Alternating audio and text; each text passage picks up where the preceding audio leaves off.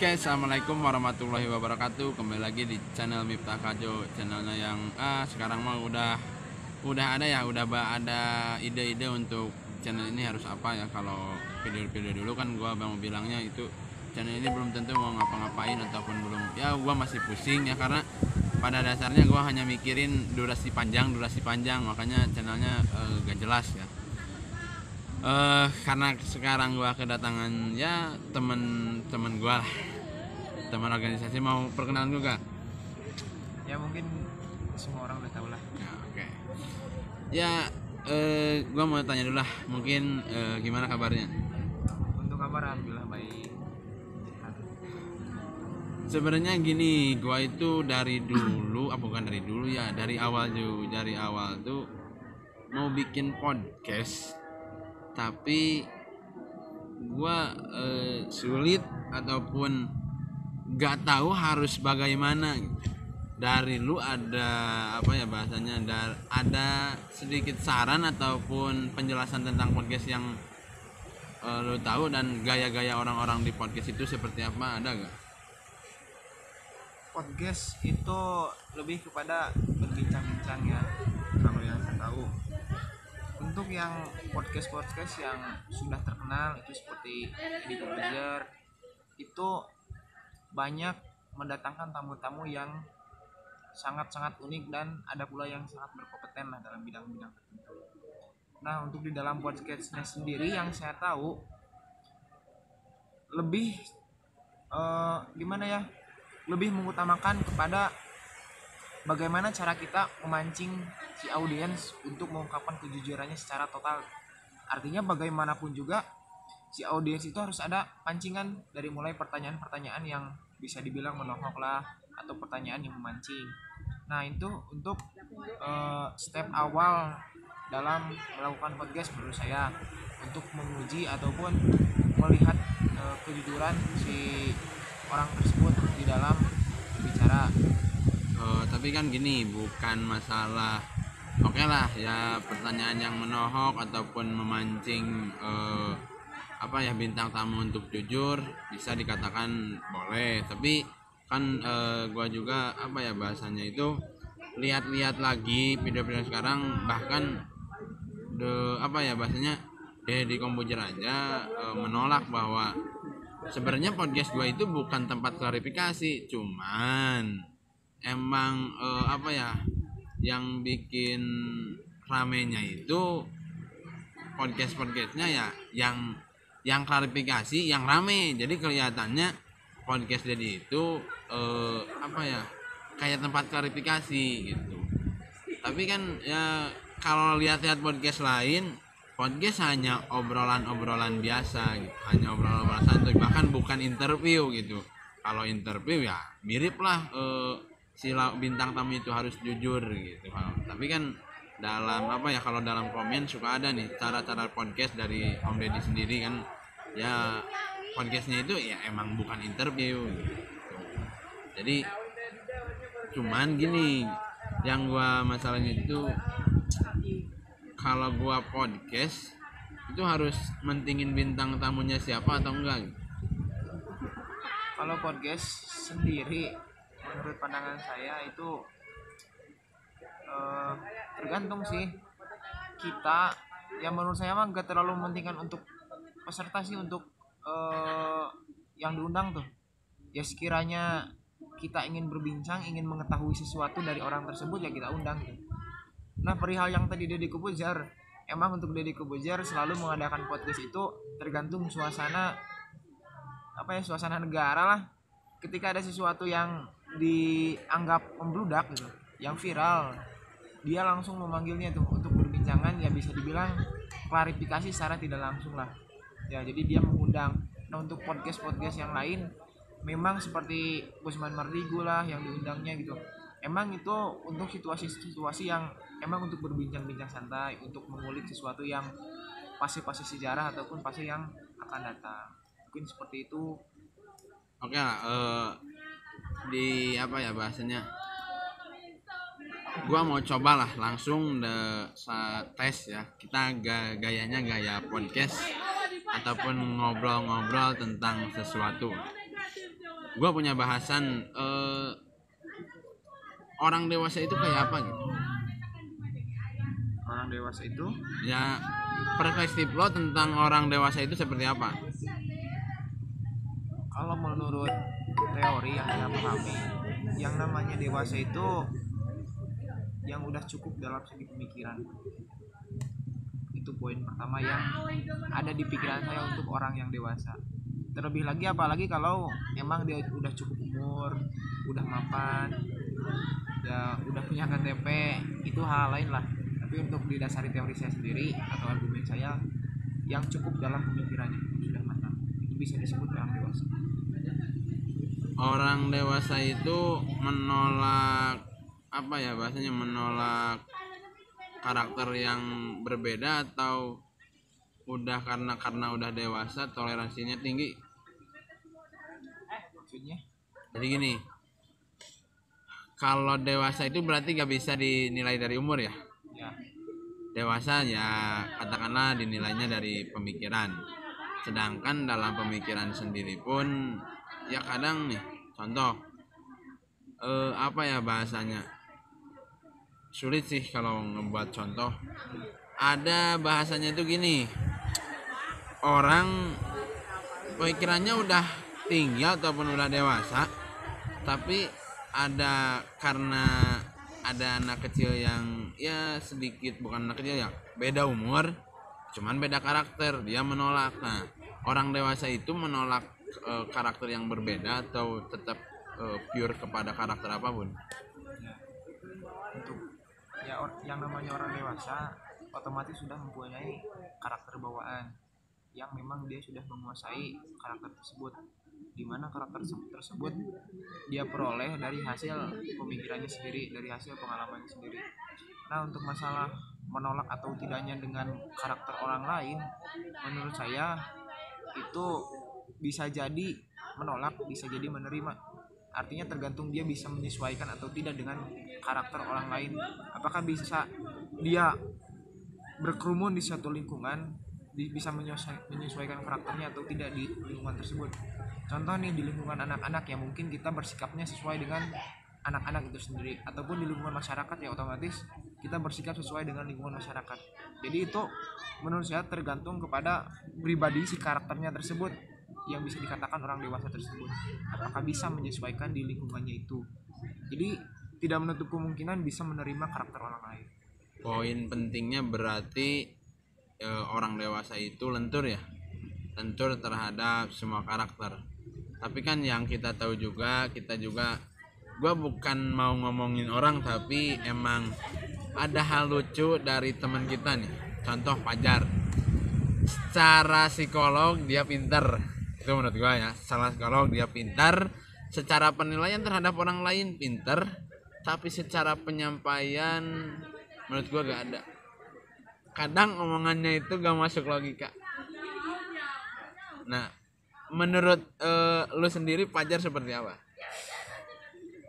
Sebelumnya kepada Fajar minta maaf. Tenang, kita teman baik. Oke. Fajar itu saya sudah kenal semenjak, izin cerita ya. Ya. Fajar itu saya kenal dari SMP semester 2 kelas 1. Emang beliau ya dia sebagai teman terdekat saya, teman bisa dibilang teman organisasi lah, dari SMP sampai sekarang pun kita masih tetap dekat dalam satu riungan, artinya bulan. Memang dia memiliki karakter leader yang bisa kita cirikan. Untuk karakter Fajar sendiri itu emang yang identiknya itu dari suara. Ciri khas yang paling menonjol itu suara, ya, suara seorang pemimpin, suara ya orang-orang yang memberikan suatu perintah lah pada orang lain, itu bisa dicirikan oleh Fajar.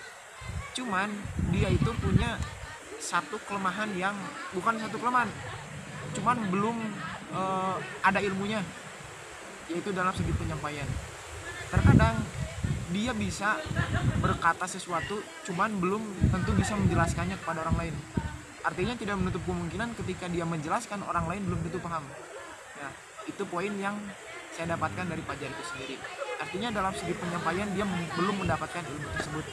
Jadi dia hanya tahu bahwa berbicara itu perintah, berbicara itu seperti ini, cuman tidak ada retorika dalam berbicara untuk memahamkan orang yang ada di depannya. Nah itu poin yang saya dapatkan dari Fajar sendiri. Benar. Setuju ya kalau dibilang Fajar punya karakter leader dan karakternya nada bicaranya emang gue setuju nada bicaranya seperti pemimpin, gaya tentang gayanya pun ya emang seperti pemimpin, cuman ya seperti itulah. Cuman oke lah, gue sedikit ngebahas tentang pertemanan kita ya dalam di organisasi.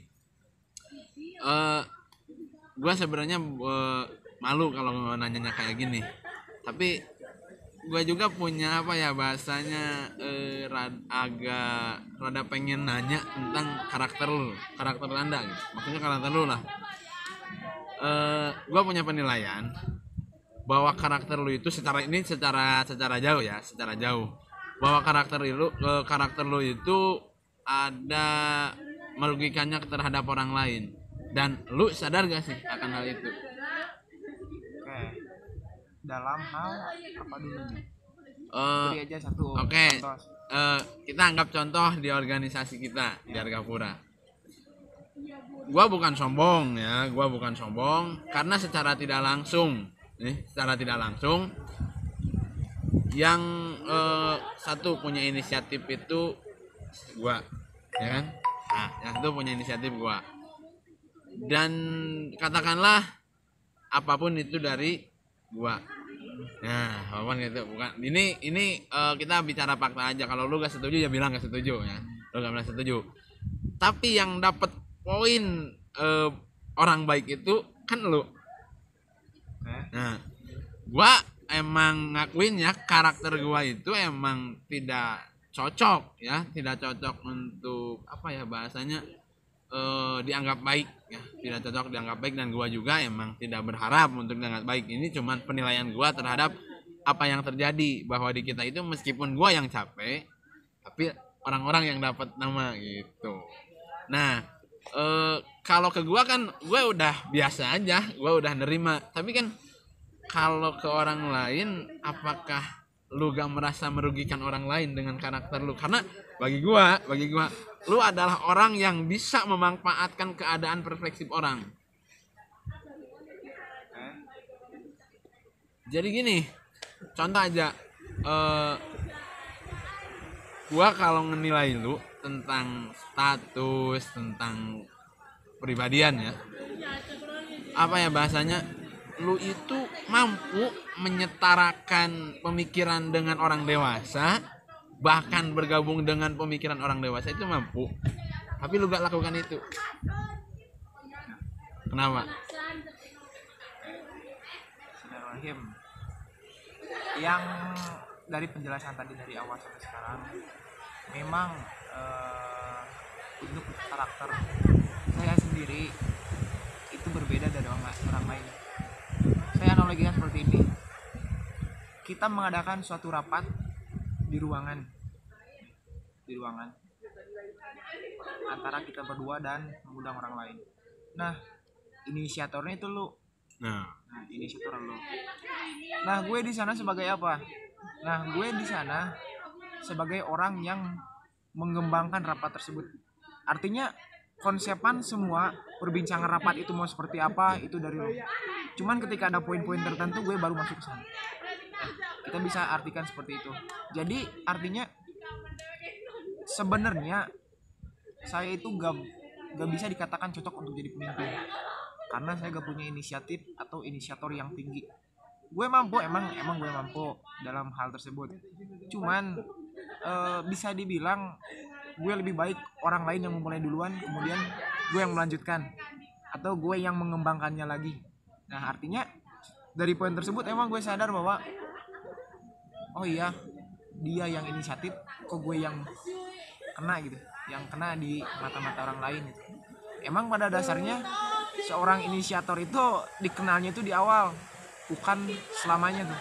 Tapi karena gue posisinya emang karakternya yang masuk ke dalam, bukan dari awal, tapi yang di tengah-tengah, otomatis gue yang kena sama orang-orang ya, kena sama orang-orang kenal gue karena ayo pinter ngembangkeun, ayo pinter iya. Tapi di sisi lain orang lain tidak memperdulikan apa sih siapa yang menggagas ini semua. Nah, itu emang yang jadi problem di sana itu, lu itu terlalu enak posisinya. Bukan di gua aja, tapi gua ngenilai di organisasi yang sekarang lu jalanin. Lu itu apa ya? Banyak ngerugiin orang-orang ambisius. Contoh, pasti nih ketika kita katakan lu ada organisasi lu kota pramuka. Di dalam pemilihan, gua tahu lu itu nggak ambisius jadi ketua. Karena emang karakter lu itu nggak terlalu ambisius terhadap suatu jabatan ataupun ya emang enggak gitu. Tapi ada orang-orang yang ambisius jadi ketua. Karena lu dipandang orang baik, yang kepilihnya itu bukan orang-orang yang benar-benar ambisius, tapi ya lihat lagi kenyataan gitu. Yang dipandang orang baik, orang-orang itu yang dipandang orang baik itu, gue juga gak ngerti ya kenapa orang ambisius dipandang terlalu salah gitu. Malah orang-orang yang biasa aja yang cocok jadi pemimpin, gue gak juga jangan ngerti. Padahal ketika orang ambisius dijadikan pemimpin, justru kinerja organisasi akan semakin cepat, ya akan semakin cepat. Tapi pada kenyataannya ya organisasi-organisasi yang di kita gitu menilai ketua itu satu dari karisma, dua dari perlakuannya, bukan dari segi pemikirannya. Itu kenapa menurut lu? Oke. Yang pertama gue yang menjawab itu memang kultur bawaan dari budaya di sekolah kita. Artinya tidak bisa menutup kemungkinan bahwa perlu beberapa tahun ke depan untuk berubah suatu pemikiran tersebut. Bisa dikatakan itu sudah melekat atau mendarah daging dari generasi ke generasi yang lain, dari suatu pemikiran ke pemikiran yang lain. Cuman poinnya sama, itu aja, tentang kebaikan, tentang karismatik, tentang ya tidak ada kejahatan di dalam dirinya. Ya, itu mungkin poin yang udah dari dulu ada di sekolah kita. Cuman yang mau saya garis bawahi bahwa memang saya tidak begitu ambisius kepada jabatan, kepada pangkat, ataupun yang sekarang saya jabati di sekolah ya, menjadi ketua. Itu memang saya tidak punya ambisi tertentu. Cuman yang perlu digarisbawahi bahwa dalam pribadi saya, ketika saya sudah menginjakan suatu organisasi, otomatis konsep saya sudah berubah. Artinya ketika saya punya tanggung jawab, punya jabatan, otomatis saya menggemban jabatan tersebut. Bagaimanapun caranya, saya harus bisa menghilangkan suatu statement orang lain, suatu pemikiran orang lain, bagaimana caranya untuk bisa mempercayai saya sebagai pemimpin. Artinya tanggung jawab saya muncul ketika saya mempunyai jabatan. Cuman memang caranya sedikit beda dari yang lain. Mungkin orang lain mah ketika mempunyai jabatan, dia bekerja secara total. Artinya dia mengorbankan seluruh tubuhnya untuk organisasi. Tapi untuk saya, bagaimana caranya saya menggunakan pikiran saya, menggunakan tenaga saya untuk bisa mengembangkan orang lain yang ada di sekitar saya. Saya membuat suatu peraturan, saya berkonsultasi dengan pembina, bagaimana caranya untuk ini punya kemampuan, silakan kembangkan di bidang tersebut. Saya beri tanggung jawab. Ini punya kemampuan, silakan kembangkan. Jadi saya lebih menonjolkan pada rekan-rekan saya di pinggir saya yang sekiranya dia ingin berkembang, dia mampu, ya saya beri amanah. Terlepas dari itu semua, saya tetap memantau, saya tetap hadir, dan saya tetap memberikan masukan. Itu untuk pribadi saya sendiri. Artinya bagaimanapun juga, emang di awal terlihat memang saya tidak begitu ambisius dengan jabatan. Cuman ketika sudah jabatan itu di tangan, mau tidak mau, saya harus bisa merubah karakter saya di dalam ruang lingkup tersebut. Itu mungkin